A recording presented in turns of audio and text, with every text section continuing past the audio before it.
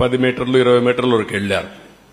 ఎప్పుడైతే 10-20 మీటర్లు నీళ్లు వెళ్లిపోయేసి ఇది సుళ్లు కొట్టేసి మొత్తం తీసేసిన తర్వాత దాని కింద కూడా వెళ్లిపోయింది. అంటే ఫౌండేషన్ కాఫర్ డ్యామ్ కూడా దెబ్బతినే పరిస్థితికి వచ్చింది.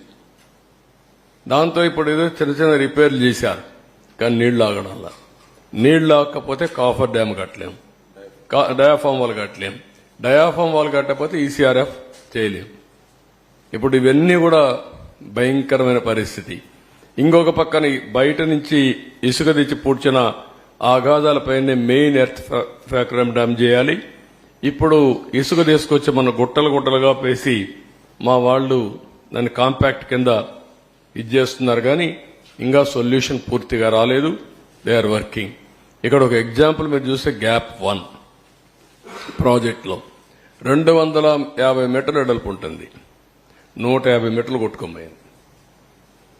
ఆ 150 మీటర్లు మళ్ళా పూడ్చి గ్యాప్ 1ని పటిష్టం చేయాలి.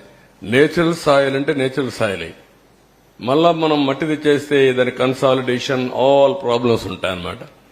ఇది మొత్తం ఇది చేసే పరిస్థితికి వచ్చాడు. చాలా దారుణం ఇది. నెక్స్ట్ ఇక్కడ దీనే కాకుండా వీళ్లు కట్టిన కుంగిన గైడ్ బండ్, ఇది కూడా కుంగిపోయే పరిస్థితికి వచ్చేది. ఇది మామూలుగా ఎందుకంటే నేరుగా ఇట్లా వాటర్ వస్తే ప్రాబ్లం వస్తుందని కొద్దిగా డైవర్షన్ పెట్టి అక్కడి నుంచి వాటర్ తీసుకొస్తే ప్రెషర్ తక్కువ ఉంటుందనే ఉద్దేశంతో ఇది చేసి అది కూడా దెబ్బతినే పరిస్థితికి వచ్చింది. దీనికి కూడా ఒక 80 కోట్ల రూపాయలు మనం ఖర్చు పెట్టారు. ఇంకా కూడా నిలుస్తుంది, సాలిడ్ గా ఉంది అనేది ఇంకా ఎస్టాబ్లిష్ చేస్తున్నారు. ఇంకా పూర్తిగా కాలేదంటే 3 డ్యామేజెస్ ఇక్కడ.